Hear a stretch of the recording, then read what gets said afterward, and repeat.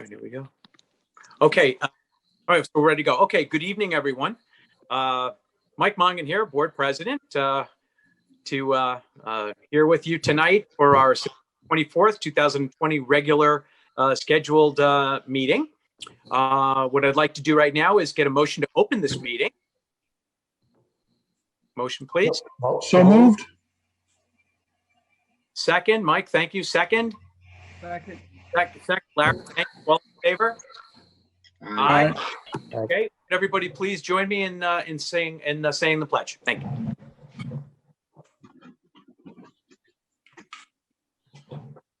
I pledge allegiance to the flag of America, nation under God, indivisible, with liberty and justice for all.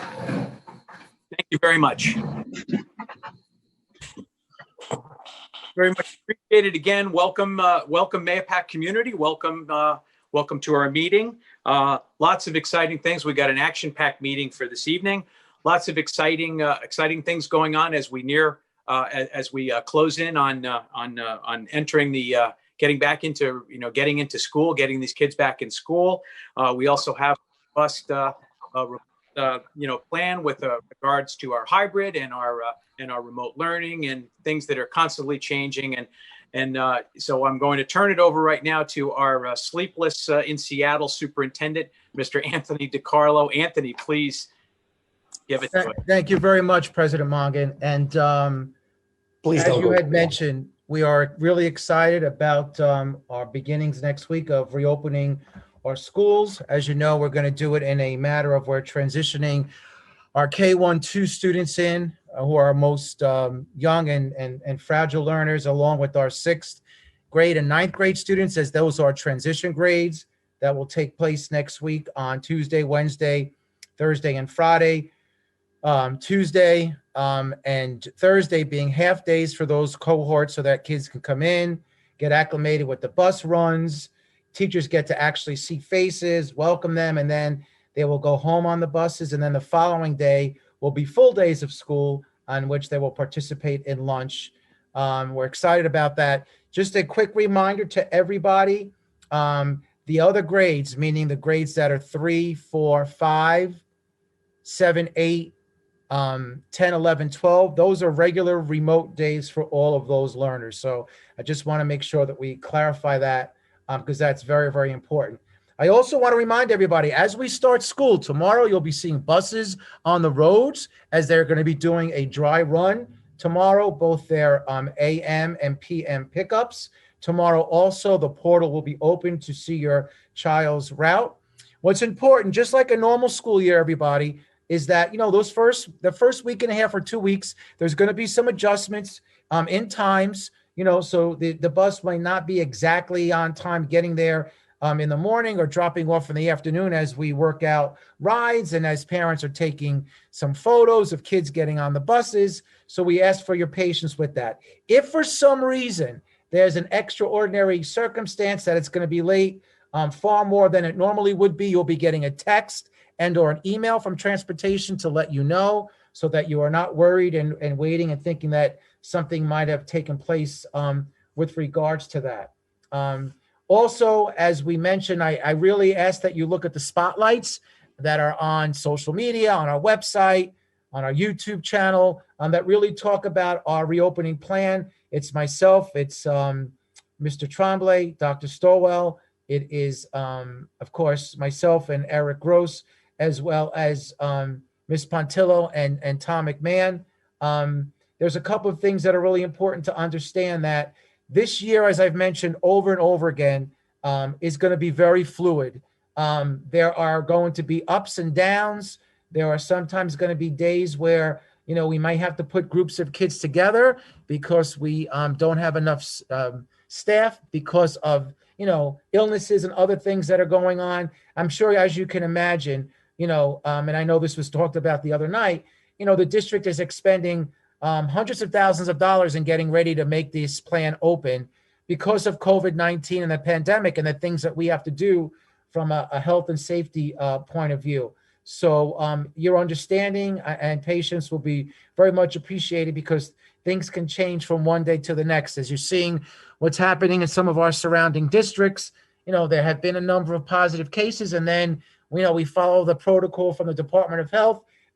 There may be some days when your son or daughter has to go to remote while certain things are going on, depending on what the situation is and what the guidance is that we get from the Department of Health. So that's going to be very important as we go through and as we do things over the course of the year. With that being said, this past week, I sent out to you a calendar for the entire school year.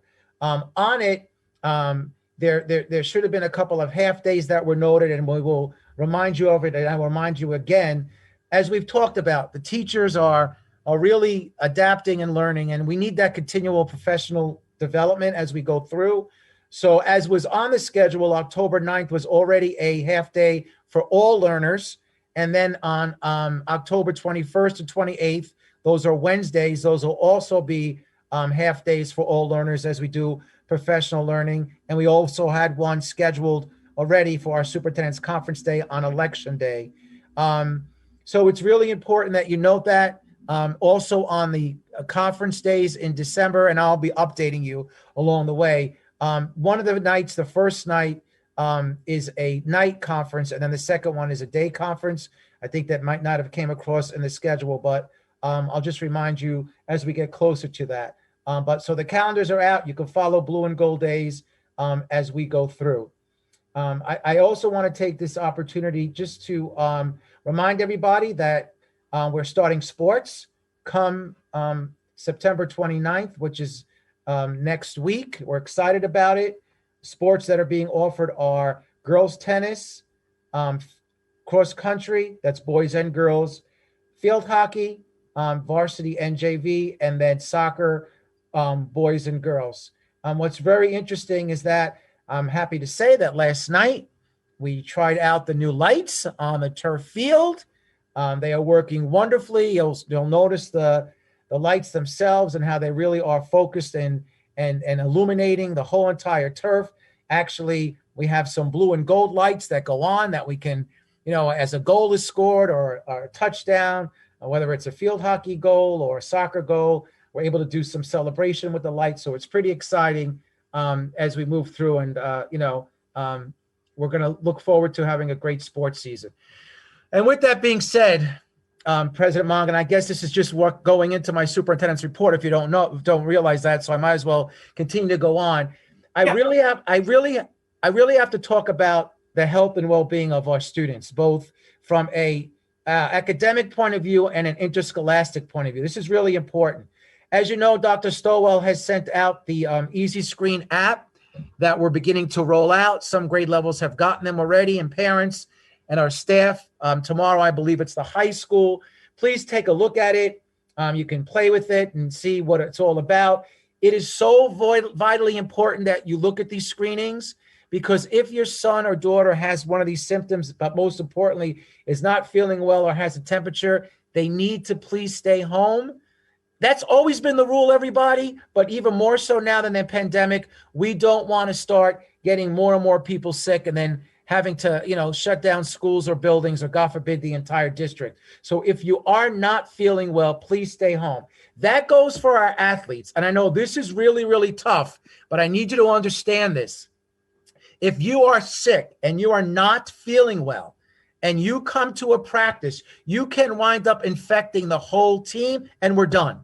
Okay. And that's the thing that you have to understand. And I know a lot of you want to be at games. You want to be a part of the team, but I have to tell you, and this is what's happening on college levels. You're seeing it every week. Games are having to be canceled. We don't have that type of time.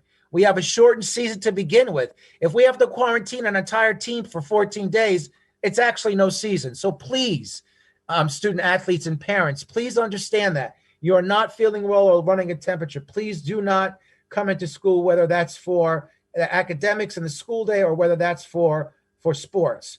On the sports note, a couple of things. There was a press release today by Section 1 with regards to what's happening. There will be no modified sports this fall season. They wanted to concentrate on varsity and JVs, and because it was short, we'll start the season over the winter for modified sports. There's questions about fans. That'll be discussed, and there'll be some type of guidance in the next week to week and a half, what those fans will look like and who can come to our games. And this is just hot off the press. Masks. Okay, the guidance clearly says you must wear a mask at practice and our games to the point where you can tolerate it. And that's really, really important. And your coaches will go over that. I'm sure the game officials, as we go through, will go through that. Next, our track. Because of COVID-19 and certain protocols, we're going to have to distance our team. So practices are going to run from around 3 o'clock every day to sometimes 7:30 at night. We cannot have people on our track while our kids are practicing. That's just the manner in which we have to deal with it. I know that may be upsetting, and it may be something that people don't want to hear because I know they love to walk the track.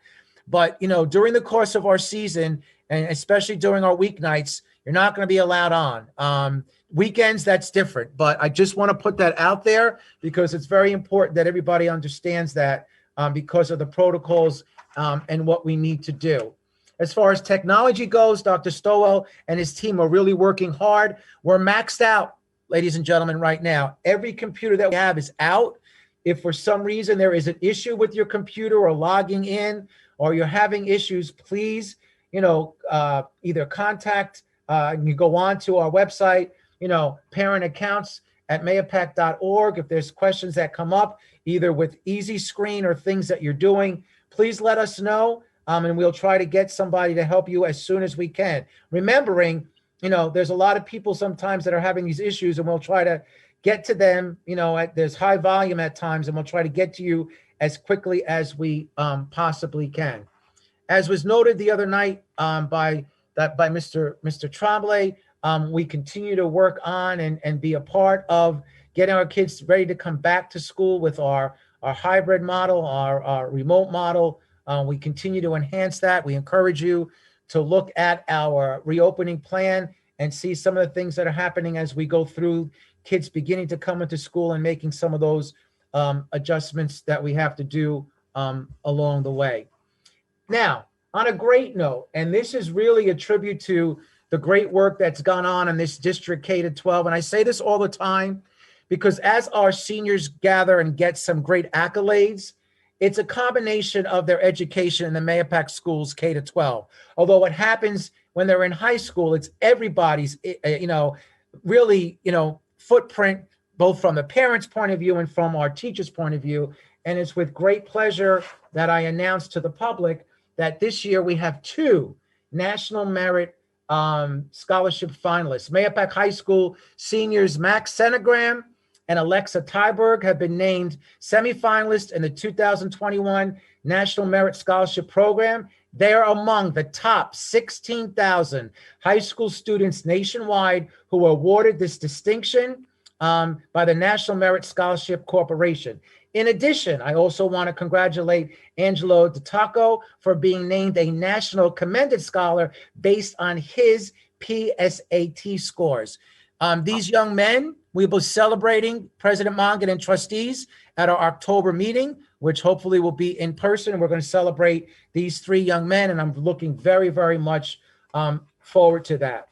So I thank you, President Mongan, for allowing me to give an overview of reopening plan. This is my superintendent's update, so we can skip over that section as we go on. We're excited. The kids are excited, and the teachers are excited about welcoming students back on next Tuesday. So thank you very much, President Mongan. Thank you. Thank you, Superintendent Carlo. It's important to note, as Anthony had mentioned, we're discussing right now the framework of getting back into a live mode for our public for next month. So stay tuned as we iron out the final details of location and some of the parameters that will have to be followed with along with the with guidance from the state and from the CDC. So in any case, Anthony, thank you very much for your update and your just kudos to all the team, for everybody, for everything that you guys are doing to try to get us back in and get us back in safely. So thank you very, very much for that.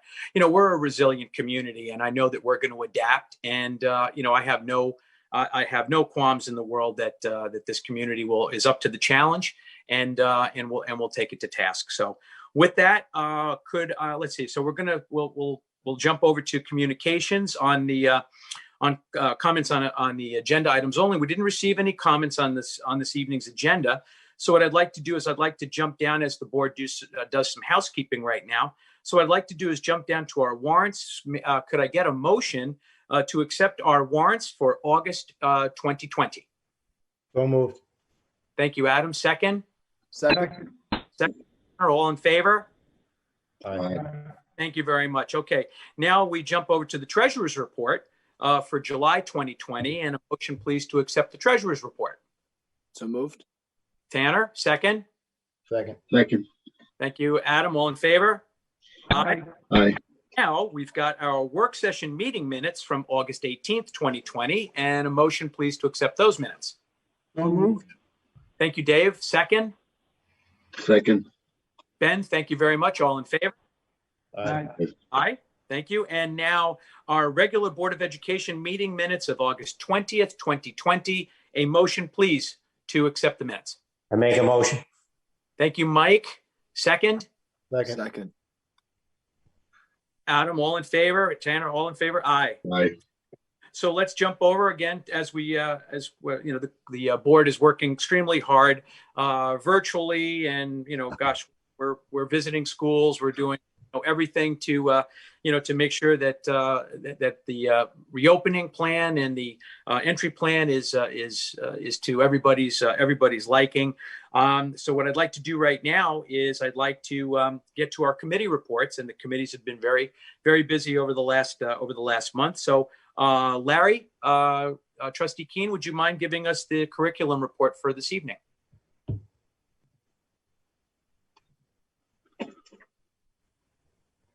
It does work. Hey, there he is. Okay.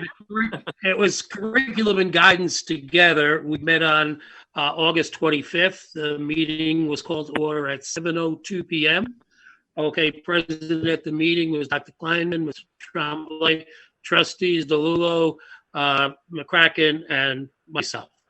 Okay. A good portion of the meeting, particularly the beginning meeting, was actually dealt with how we were going to open schools in the beginning of September.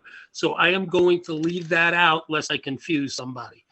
All right. Mr. Tremblay then, at the end of his presentation, explained our ESSA application, which he is in charge of. The ESSA application replaces the No Child Left Behind. We get about $267,000, okay, when all of those things are filled in and completed correctly. Okay, Dr. Kleinman, okay, spoke to us about college admissions and college courses. He said that students start as freshmen, okay, using the Naviance program. As a sophomore, there's a program called Do What You Are, which they use. As junior, there are college mini fairs. Okay, there is Mayapack University as well. All right, a senior meeting is had with their guidance counselor. Okay, and obviously they will meet with their guidance counselor more than this. Okay, but to explain what early decision and so on are. One of the things he said, presented to us, which I thought was great, is that there is a professor for the University of Rochester who is going to work with our teachers on the writing of letters of recommendation, which are very important for students. Okay, then he spoke about AP courses and concurrent courses. Okay, an AP course obviously is an advanced placement course. The AP course really is based on the end of the year grade that you get. It goes from 1 to 5. If you don't get a 3, it doesn't help you much at all. Okay, concurrent courses, okay, which we have more than most schools have. The concurrent courses are taught by our teachers, okay, under the auspices of universities such as Syracuse, Albany, and Westchester Community. The students can gather credits together, and all state universities and some other universities accept them so that the students can use that possibly to shorten their paying college career. Okay, and then the last thing we ended with was a discussion of the high school personal finance course, okay, which is a half-a-year course. It's an elective course. It has about 100 students enrolled, okay, and it covers, as it says, the basic, okay, finance courses. And we're going to look at that more as the year goes on. All right, and the meeting ended at 8:45. That's it. Great. Oh boy, are we delayed again? No, you're Larry. I thought you were perfect, Larry. I love to.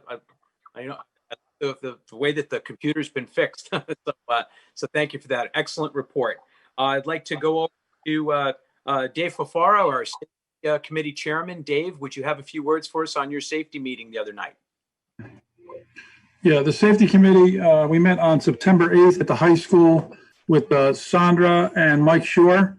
We were able to walk through the high school and see some of the protocols and some of the preparations, if you will, to be ready for the students to come in. Some of those things are, we have one-way arrows in the hallways. There's signage all over the place. We put the district built the custodians built some really nice shields in front of the secretaries and that type of thing, so to keep the virus in check. We saw some hand sanitizers, our stations around the building. The water fountains, certainly there's a way that they can seal out the water fountain so you can use the bottle filler but not actually put your head down into the water fountain.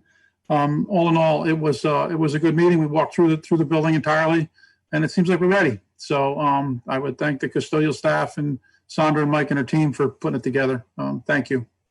Awesome, Dave. Thank you very much. Your knowledge certainly with construction and with building construction is certainly well for such a committee. So thank you for that.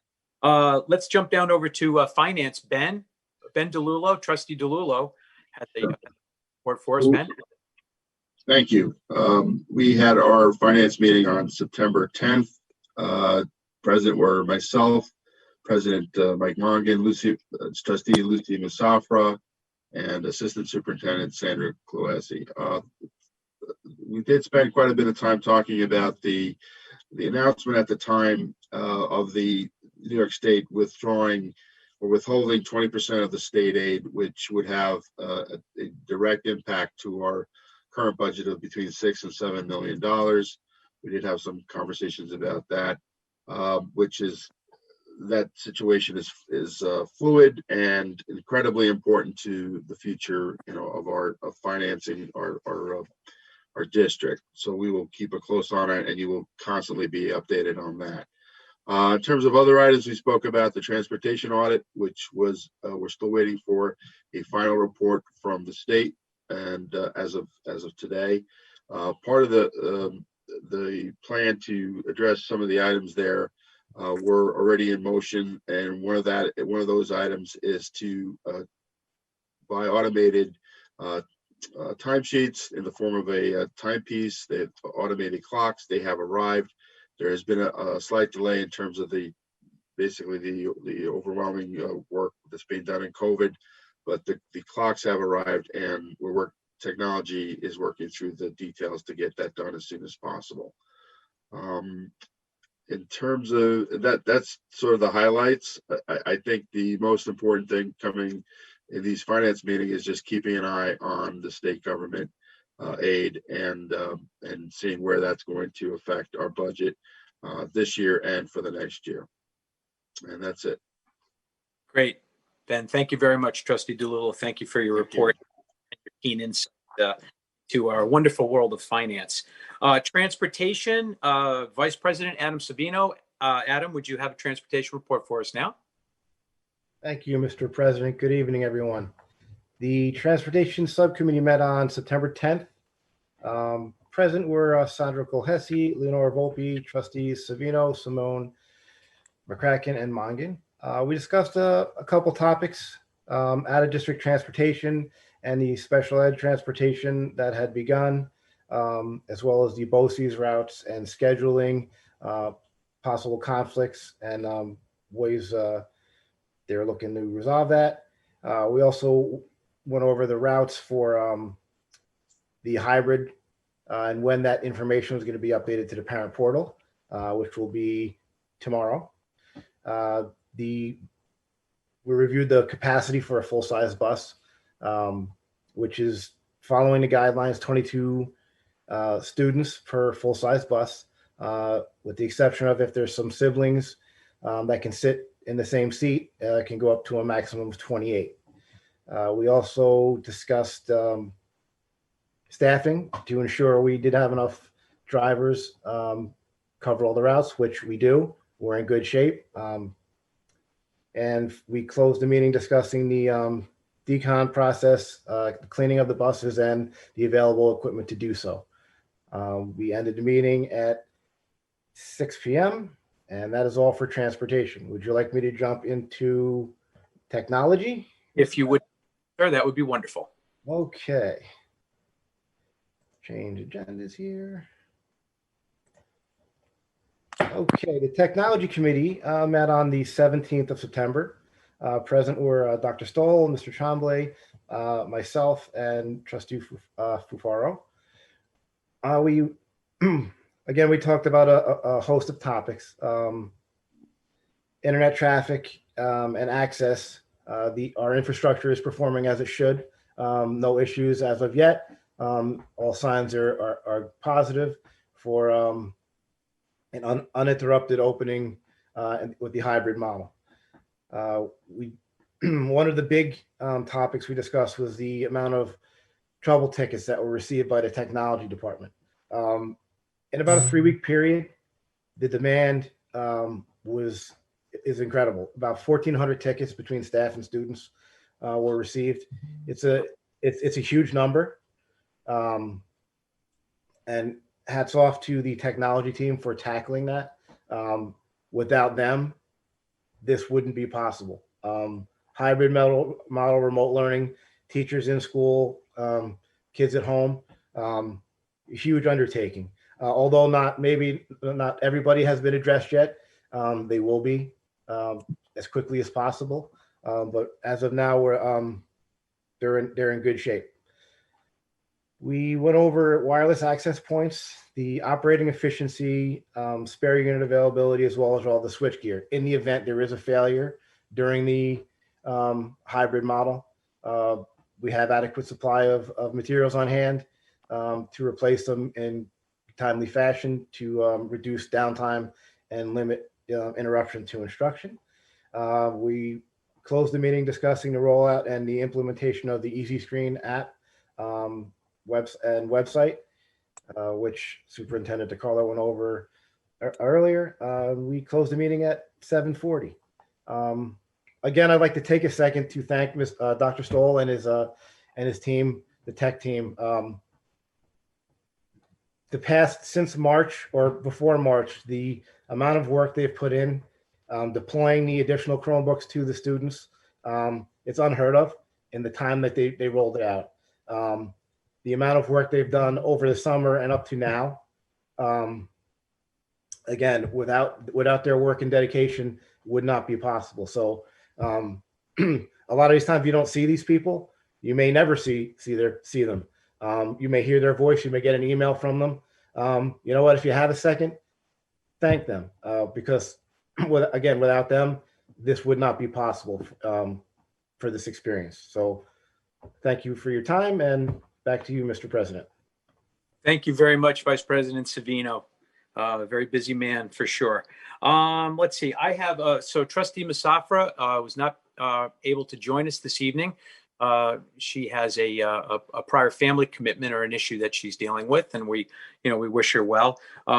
Lucy's just a wonderful person, very passionate person to have on the on our school board, and we're very blessed along with all the others. So I take the great privilege to give her a policy committee report. So the policy committee meeting met on August 25th. And present were myself, Chairman Lucy Musafra, Adam Savino, Dan Pettigrew, Allison Smith from our part of our legal team, our superintendent of schools, Anthony DiCarlo, and our district clerk, Melody LaRocca.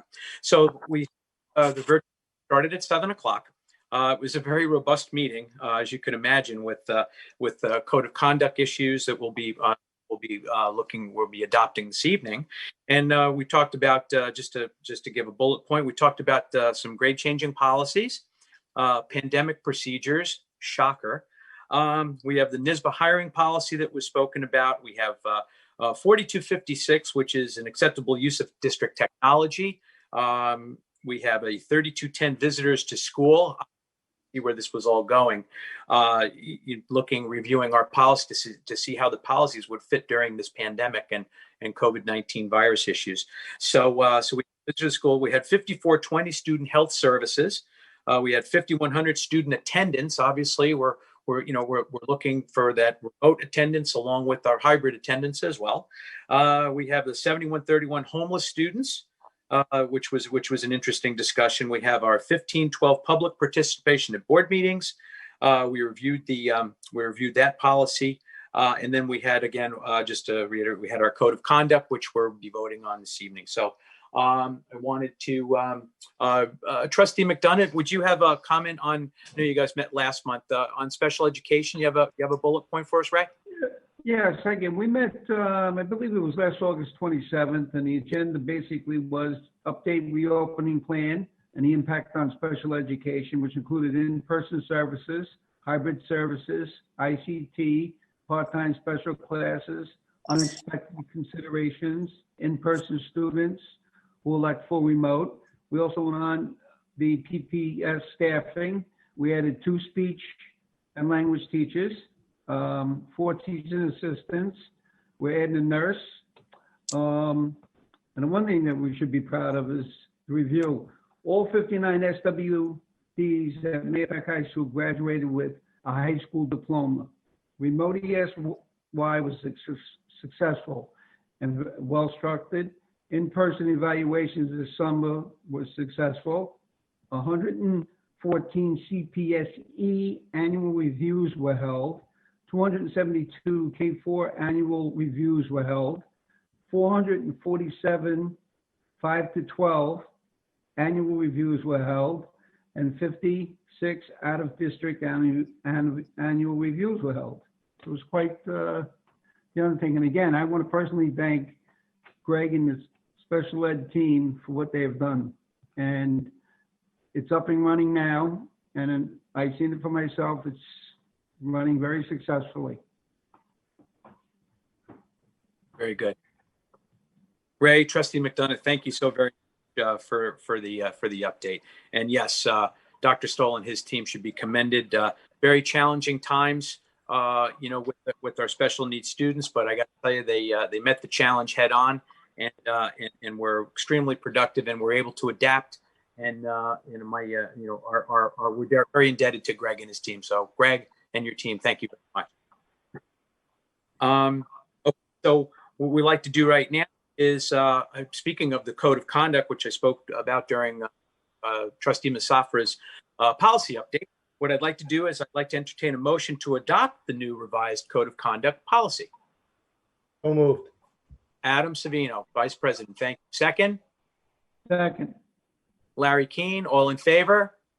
Aye. Aye. Okay. And now I'd like to make a motion to approve this evening's consent agenda. Can I get a motion, please? So moved.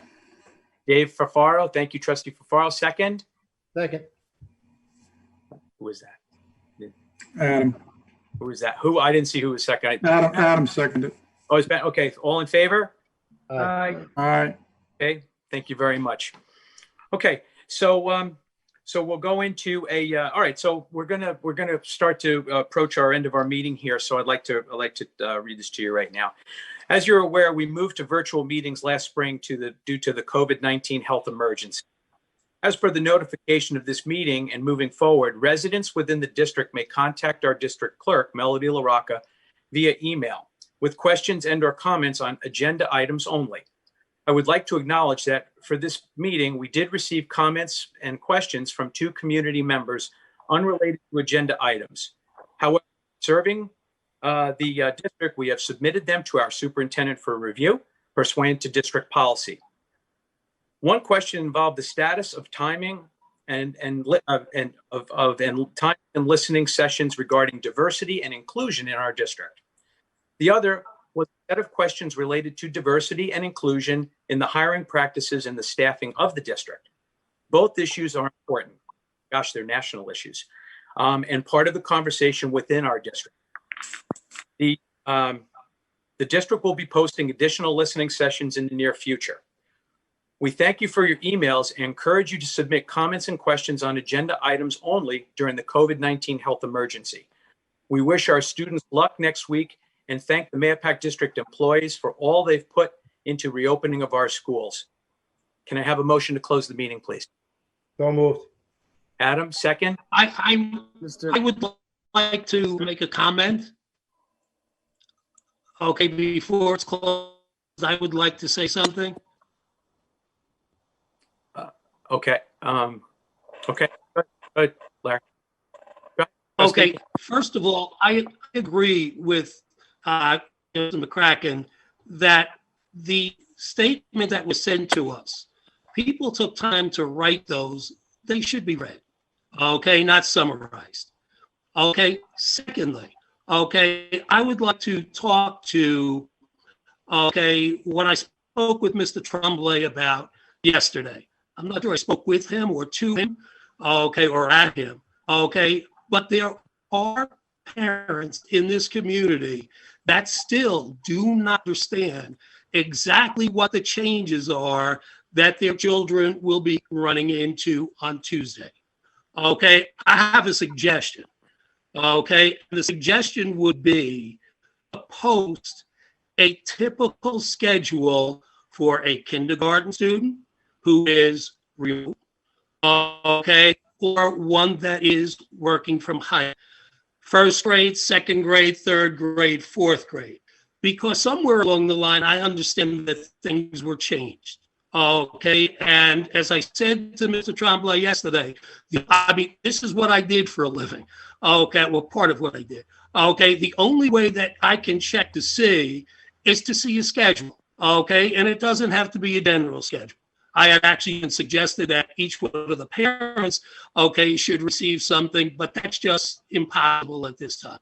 Okay, so I think if it is posted in a general way, okay, that parents would have a better understanding of what they're doing. Okay, and you know, it's for both of them because I think things are going to change from what they are now. Okay, and it's important that they know exactly what those changes are, and I think that would help them. I have a background in education and also in finance. Okay, and I'm used to just bullet pointing things down. That's the way we do it. Okay, and it's very easy, okay, for somebody to look up and they can see, that's what my student's going to do now. That's who's going to be teaching them. Okay, so I would just make that as a suggestion, okay, to our superintendents. I mean, you can take it or you can leave it, okay, but I points. Thank Larry, you. Thank you, Larry. I certainly appreciate the opinion, and I know that everybody's working really hard in order to try to get this all done. So thank you, Larry, for that. Can I make a comment too? Wait, Mike. You're implying that I don't appreciate the work that the superintendents have done. That is not fair. I greatly appreciate it because I didn't go through anything these people are going through, believe me, okay? But there are parents out there that do not know what their children are going to be doing come Tuesday. Yeah. And, I thought for a while, Mr. Tremblay asked me yesterday, do you have any suggestions? And I didn't. Okay. But then I thought of that one, to post an individual schedule or do individual schedules at this time, it's just too much. Okay. And again, okay, I don't know that there's any issues. And I said this 2 meetings ago. I don't think there's any issues when you get to middle school and high school, or 7th through 12th grade. Those are the grades I taught. And as I said, I could do that. I could do that streaming. I know how to do it. Okay. It wouldn't be difficult to do. Okay. Elementary school. And I said this before, very different story. Okay. Very, very hard to do. Okay. The hardest teachers, I think, looking at teachers teach. Okay. And this is not to say anything about, upper end teachers. It is hard to teach kindergarten and first and second grade. Okay. Very, very difficult. Okay. And I have great, respect for anybody that did that. And I understand what they're going through. I just want people to know, people meaning the parents, to know what it is exactly, okay, that their children are going to. So Larry, let's do this. So, and believe me, I value your opinion more than anything. You're a legend. You're a legend in the area. You're a legend at Mamaroneck schools where you taught for so many years, and you're administrator. So let's do this. Let's you and I get on the. Let's meet up tomorrow with our superintendent and Mike, and let's vet out some of these concerns. Would that be fair? Okay. Actually, it would have to be after 3:00 because I'm teaching kindergarten tomorrow. Okay. Point taken, Larry. Thank you. Can I make a point, comment too? Go ahead. Thank you, President Mongan. And I just, Larry Keene mentioned, Trustee Keene, Larry mentioned my comment. So I do think I should state my opinion because I feel like the community deserves to know. Okay. And well, hold on a second. Sure. Okay? So I read the statement, and this is, this is on the advice of our legal counsel, recommendation of our legal counsel.